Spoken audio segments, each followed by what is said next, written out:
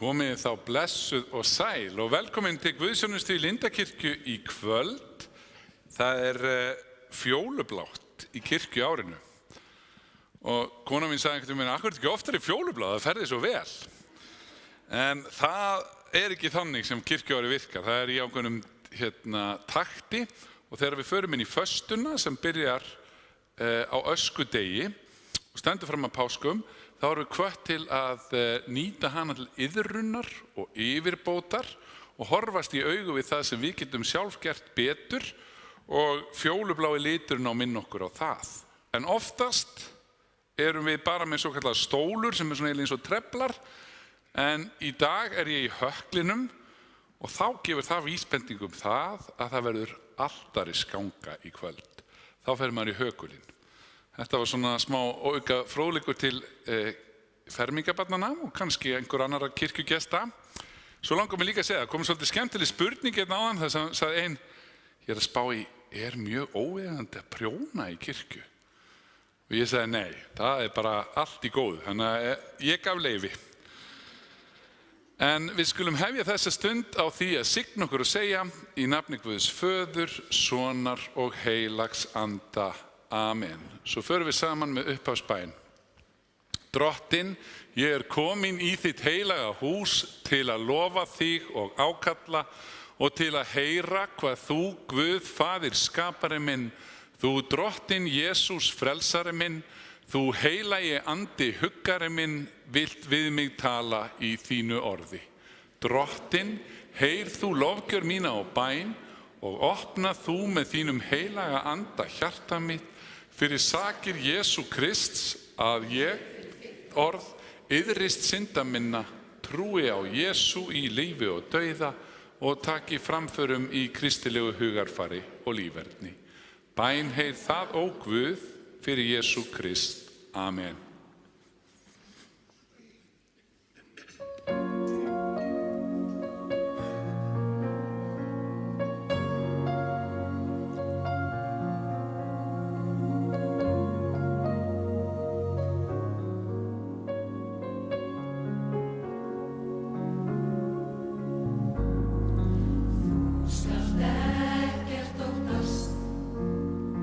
Og engu kvíði í dag.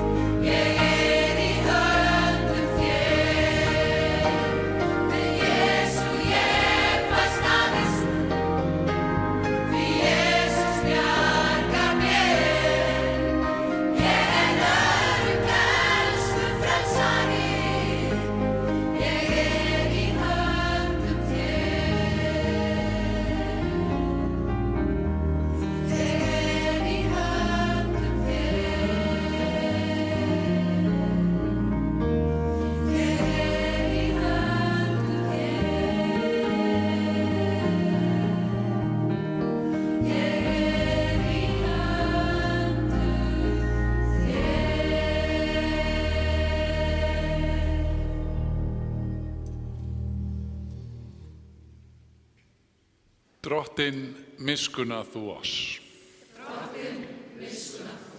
Kristur, miskunna þú oss. Drottinn, miskunna þú oss.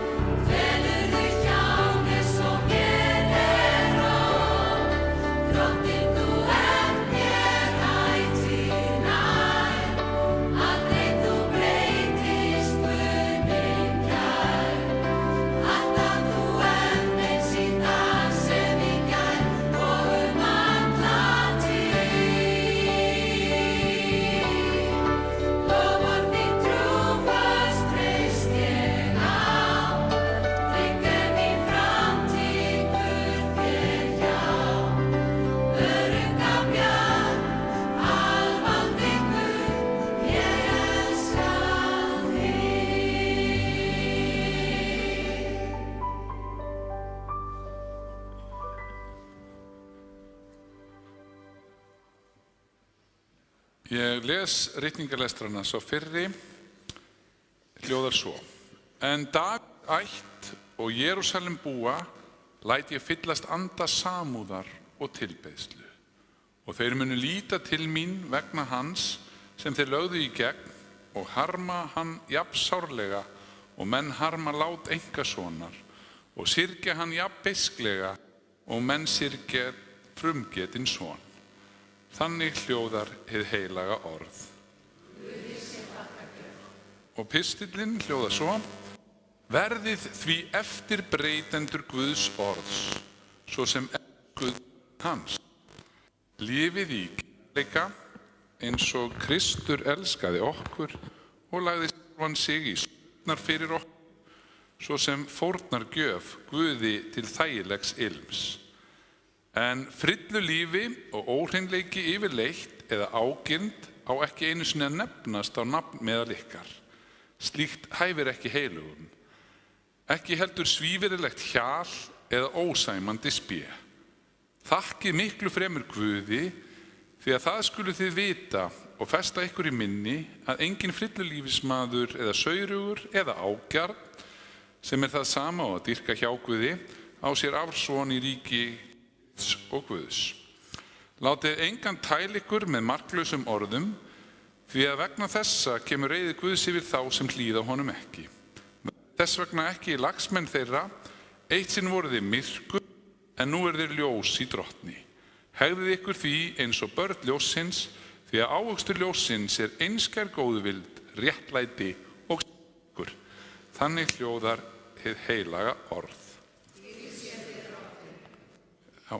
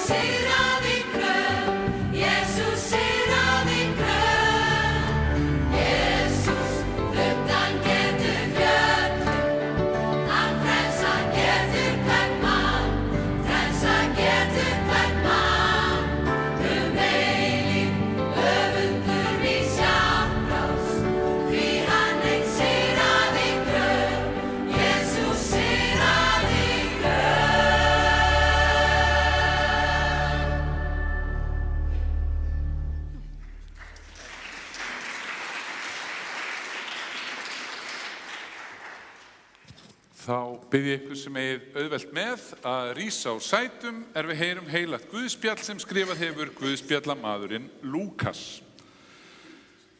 Jesús var að reka út illan anda og var sá mállaus.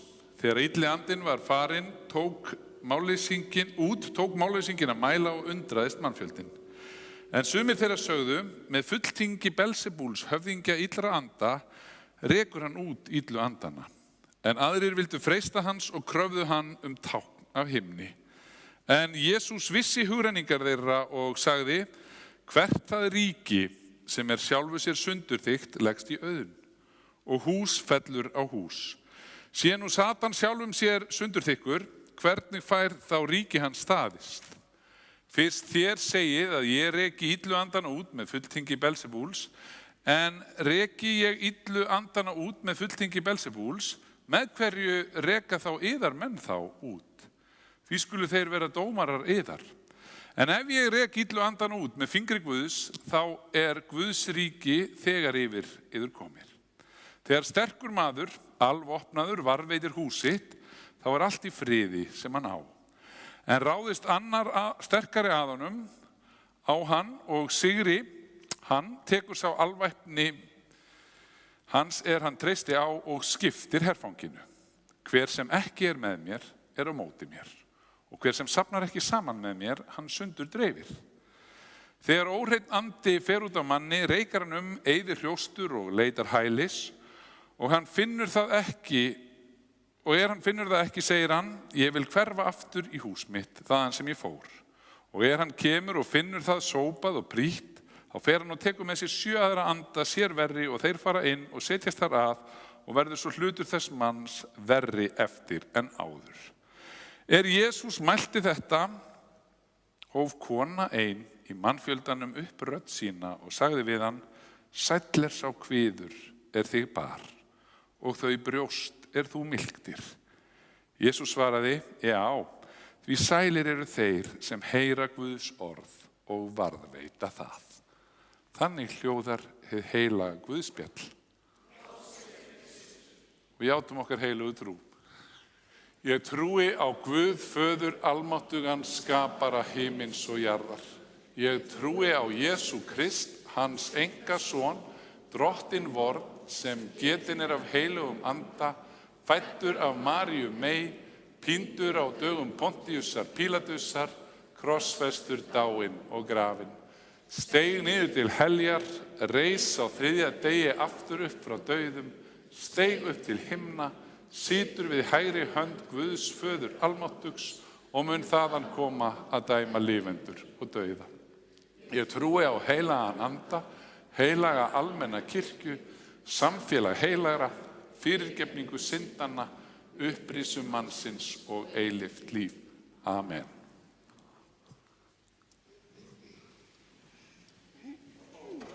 Fáum okkur aftur sæti og ég hvet ykkur til að syngja duglega með í næsta sálmi.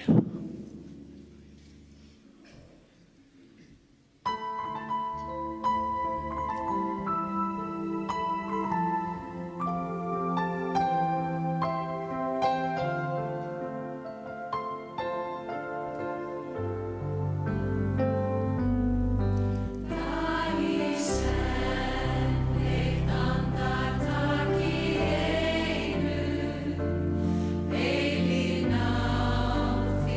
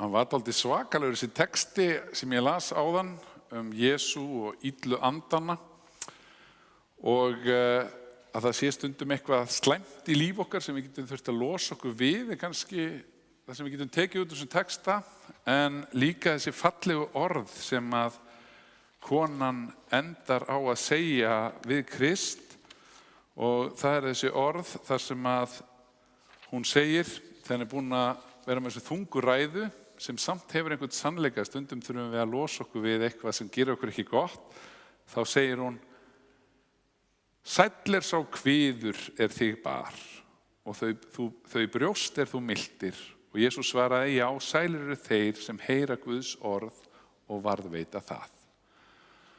Og Guðs orð ekkert alltaf bara einfalt.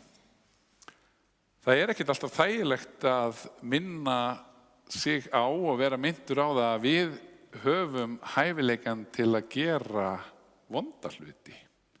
Við höfum ekki bara hæfileikan til að vera góð og þó að það sé grunnboðskapur kirkjunnar að hvert og eitt okkar sé mikilvægt, elskað Guðs barn, elskað af miskunn, elskað af náð og mildi, að þá það líka staðreynd að við getum tekið vondar ákvarðanir. Og iðrunin og þessi tími í kirkjuárinu minnir okkur á við verðum stundum að horfast í augu okkur sjálf og hugsa það eitthvað þarna sem ég get bætt og breytt.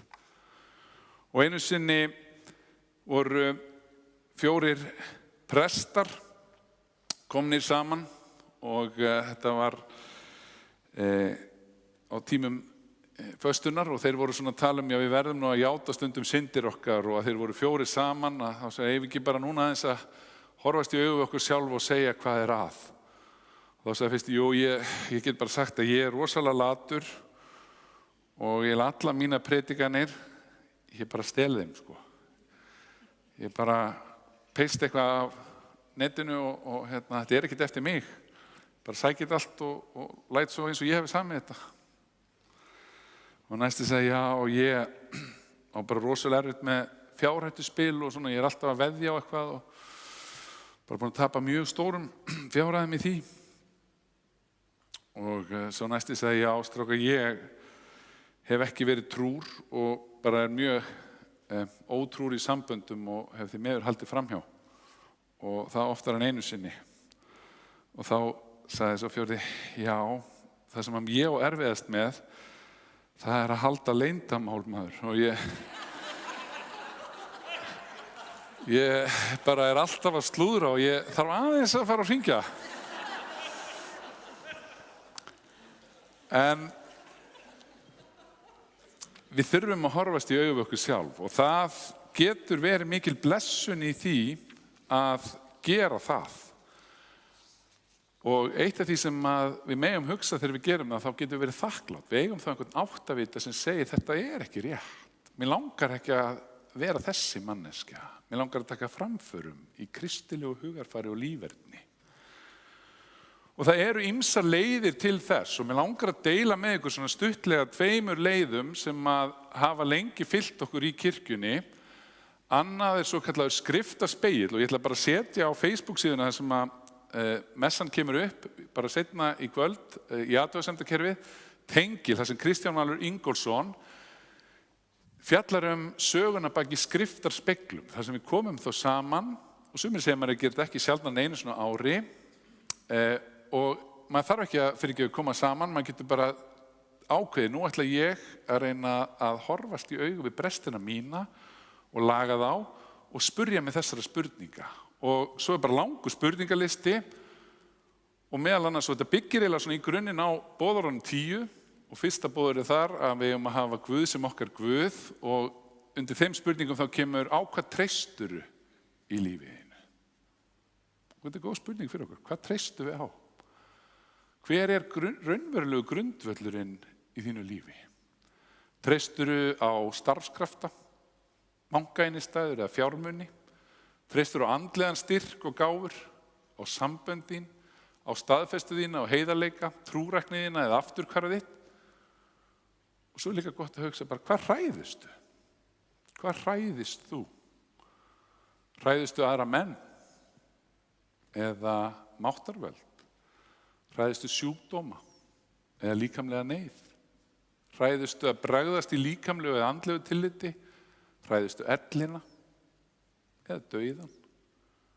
Og hverju tilheyrir hjarta þitt?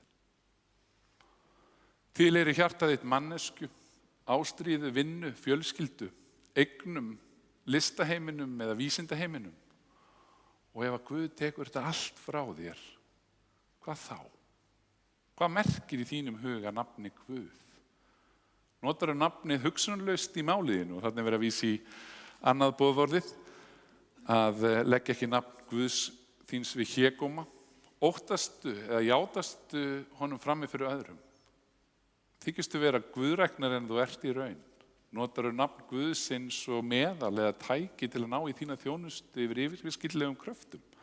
Ég bara lesa beint upp spurningar úr þessum skriftaspegli, en hann er mjög góður og það er líka svo skemmtilegt að því við væntanlega flest sem hér eru í kirkju því að þið tilengja ykkur bæn með einhverjum hætti og þá er spurt, hvað mótar bæn þína? Er það vani? Er bænin innantóm og kraftlaus? Eða er það sérstök tækifæri? Er bænin sjaldgæfur viðburður? Hvers vegna biðurðu? Er það til þess að þinn vilji verði hjá Guði? Eða til þess að öðlast æðri trúarlega reynslu? Heldurðu við bænina líka þegar Guð virðist ekki heyra til þín? Hefur alltaf munað að þakka Guði? Líka þegar að Guð reynir þig? Þakkaru Guð fyrirgefningu syndanna í neyð og gleði? Og ég gæti lesa, þetta eru ég er bara búin að lesa 10% spurningunum. En þetta er eitthvað sem maður á að taka sér góðan tíma í og maður getur líka að hugsa, ég ætla að gera þetta á föstunni, að taka viku, að spyrja nokkur aðeins staldra við og horfa, hvað er að fá mig til að tikka? Og annað sem er líka, mér langar að kynna tvennt fyrir ykkur, það er þessi skriftaspegill og svo er það hitt sem ég tala sem fjórðasporið hjá þeim sem að vinna andlega vinnu tólspora samtakana. En fjórðasporið, það fjallar að gera gremjulista og skoða alvarlega hvað veldur mér gremju. Er það einhver hugmynd? Er það einhver einstaklingur? Og það er hægt að finna og gera svona checklista þar sem maður á bæði að skoða persónuleika galla og svo andstæða kosti og ekki bara dæma sig fyrir það því að við höfum öll bæði kosti og galla. Lúther sagði að við erum 100% syndarar og við erum 100% dýrlingar. Við höfum bæði í okkur.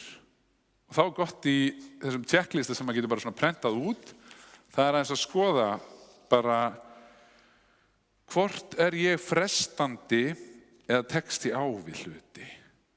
Hvort er ég mótsagnakendur eða sanngjarn? Hvort er ég huglaus eða hugrakkur? Hvort er ég alltaf í vörn eða opinn fyrir gagnrýni? Er ég óheiðarlegur eða er ég heiðarlegur? Er ég dómharður eða er ég umburðarlyndur?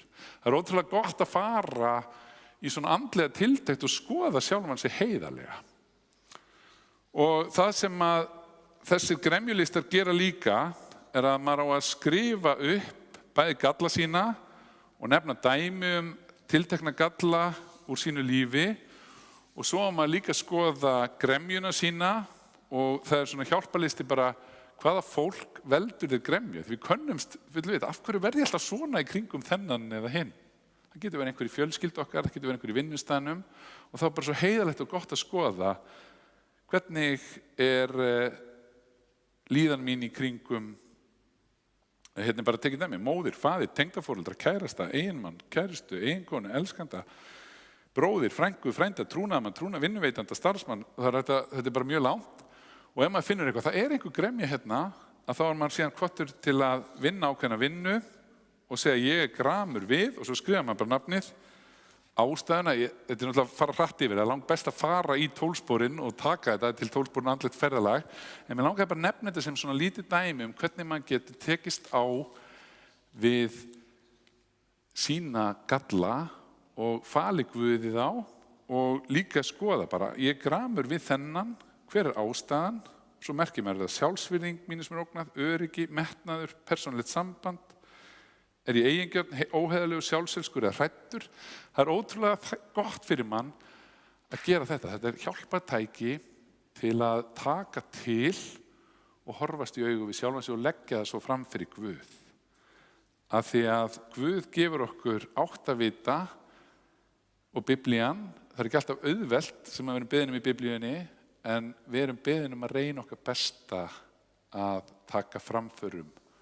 Og svo það þetta með að líka vera heiðarlegur hver Guðs vilji Svo í lokin og einni gamansögu, þá var maður sem var búinn að ákveða á föstunni að hann myndi ekki borða neina kleinurhringi. Það var svona hans stóri veikleiki. Og hann kemur svo heim til konuna sinnar með fullt box af kleinurhingjum og hún horfði á hann bara, varst ekki í gær að lofa því að ætlar ekki að borða kleinurhingi? Jó, þetta eru sérstakir kleinurhingi, sko. Nú, hvað meinarðu? Guð sagði mér að borða á. Guð, hvað meinarðu? Ég bara bað Guð og sagði, Guð, ef þú vilt að ég borði þessa kleinurhingi, þá hefur bílastæði autt fyrir utan kleinurhingibúðina og ég skil þá vel og skil það sem merki frá þér að ég að borða á. Og sagði, og hvað? Var í alvörunni laust? Það aldrei laust bílastæðina. Það nefnilega svo ótrúlegt. Í 29. skipti sem ég keyrði framhjá, þá var bara laust stæði. Hvenær erum við að leita eftir okkar eigin vilja og hver Guðs vilja? Það glíma sem við skulum samt fela Guði í einlægni og heiðarleika. En þá ætlum við að beða kórinn að koma hérna upp og taka næsta lag. Og þetta aðeins öðruvísi í kvöld, þannig að sameinast núna bænastundin og svo verður farið í altarisgönguna. Og þar hefur Guð líka lofað okkur að við eigum að koma að borði Drottins eftir að hafa játað syndir okkar fyrir Guði og það gerum við meðan við biðjum og svo lofar Guð að vera nálægur og sérstakan hátt í henni heilugu kvöldmáltíð. Og ég fer með innsetningar orðin eins og Jesús gerði og bað okkur að gera kvöldið áður en hann var krossfestur og skírða. I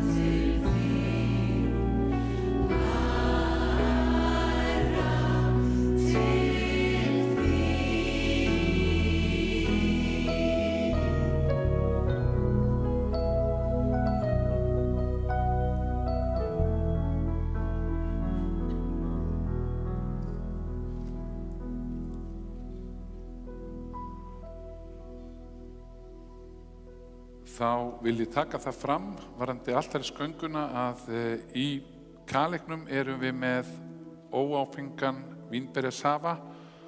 Þar af leiðandi getið þið öll gengið til altaris.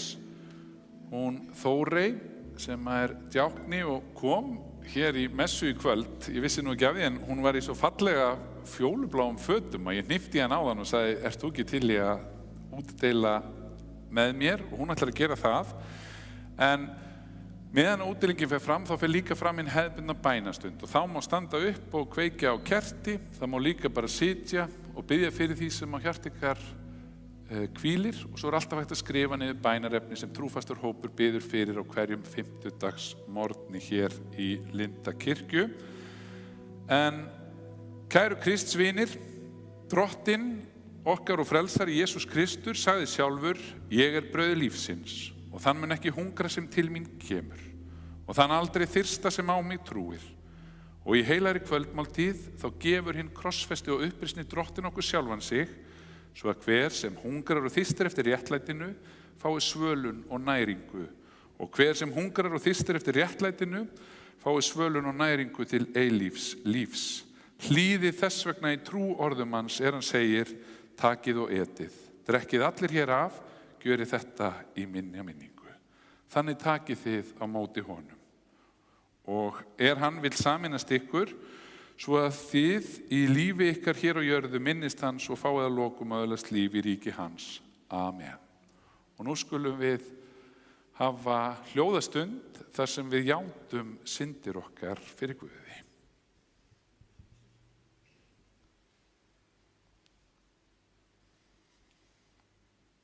Við lofum þig og tilbiðjum Guð sem hefur skapað okkur til þinnar myndar og sjálfur endurlaust okkur fyrir son þinn Jesú Krist, sem þú sendir í heiminn til að gera okkur synduga menn sálu hólpna. En á þeirri nóttu Jesús var svikinn, tók hann brauðið, gjörði þér þakkir, braut það og gaf sínum lærisveinum og sagði, takið og etið. Þetta líkami minn sem fyrir ykkur gefinn, gjörið þetta í mína minningu. Og sömuleiðis eftir kvöldmáltíðina tók hann kaleikinn, gjörði þér þakkir, gaf þeim hann og sagði, drekkið allir hér af, því að þetta kaleikurins nýja sáttmála í mínu blóði, sem fyrir ykkur útdelt til fyrirgefningar syndanna, gjörið þetta svo oft sem þið drekkið í mína minningu. Og nú biðjum við þig, Guð, gefðu okkur heilagan anda, afmáðu syndir okkar og sameinað okkur sem lifandi limi og líkama Krists okkar upprisna Drottins og frelsara. Svo biðjum við bænarinnar sem Jesús kendi og segjum, Faðir vor, þú sem ert á himnum, helgist þitt nafn, tilkomi þitt ríki, verði þinn vilji svo jörðu sem á himni. Gef oss í dag vort daglegt brauð og fyrirgef oss vorar skuldir, svo sem við og fyrirgefum vorum skuldunautum. Eigi leið þú oss í freistni, heldur frelsa oss frá illu, því að þitt ríkið, mátturinn og dýrðin að eilífu. Amen. Og brauðið sem við brjótum samfélagum líkama Krists. Og sá bikar blessunar sem við blessum samfélagum blóð Krists. Gangið að borði Drottins, allt til reiðu.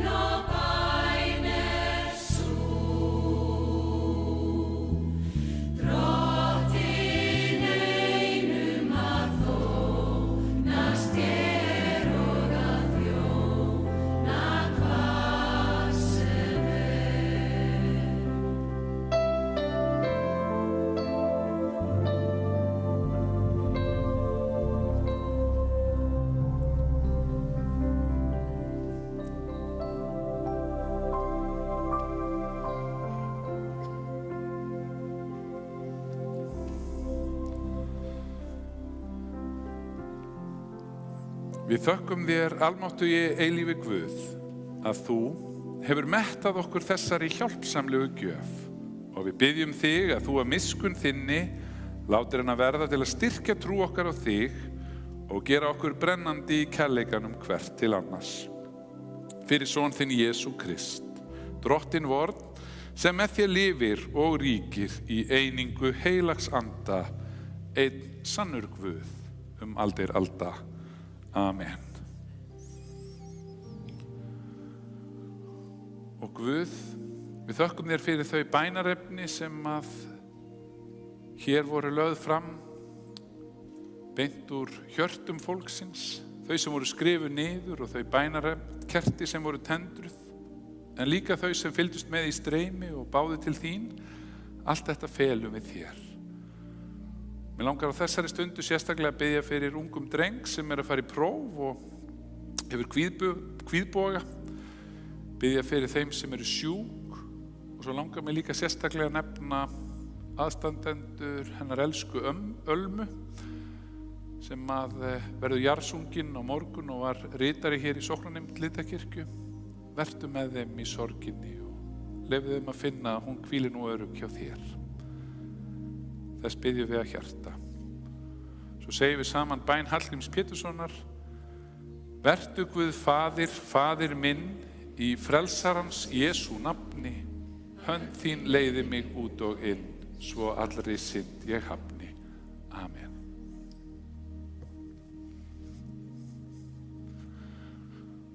Þá að koma að lokum þessara stundar og okkur langar nú aðeins að segja frá því, það ekki Óskar, það mikið sem stendur til hérna næsta sunnudagskvöld. Já, kórinn elskar að syngja alls konar gospellög og næsta sunnudag ætlum við að fá tækifæri að taka svolítið svona tónleika messu á þetta og bjóða bara fólki hér upp á veislu. Fullt af lögum, nýjum lögum og við ætlum að fá að njóta þess að syngja fyrir ykkur. Það verður minna mass, meiri músík. Það verður bara mjög gaman. Já, við köllum þetta bara Kostar ekkert inn? Nei, tónleika messa eiginlega, það verður bara... Og Danni verður með þjóna fyrir altari, hann verður með okkur. Heldur betur. Hvet ykkur til að fjölmenna þá og minni líka bara allt starf kirkjunar á lindakirkja.is og Facebook síðan okkar. En að lokum býða þau sem auðvelt með að rísa á sætum og þykja hennar drottinlegu blessun. Drottinn blessi þig og varðveiti þig. Drottinn láti sína ásjónu lýsa yfir þig og sé þér náðugur. Drottinn upplifti sínu augliti yfir þig og gefi þér sinn frið í Jesú nafni. Amen. Syngjum saman.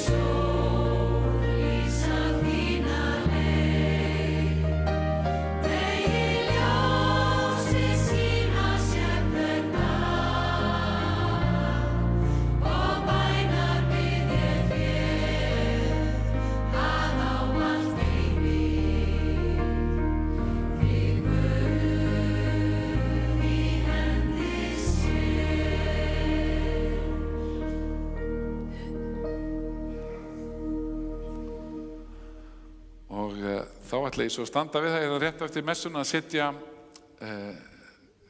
spegilinn, skriftarspegilinn og verkefnin í athugasemdafærslunar. En við lokum alltaf messunum á því að segja eftirfarandi orð: Förum í friði og þjónum Drottni með gleði.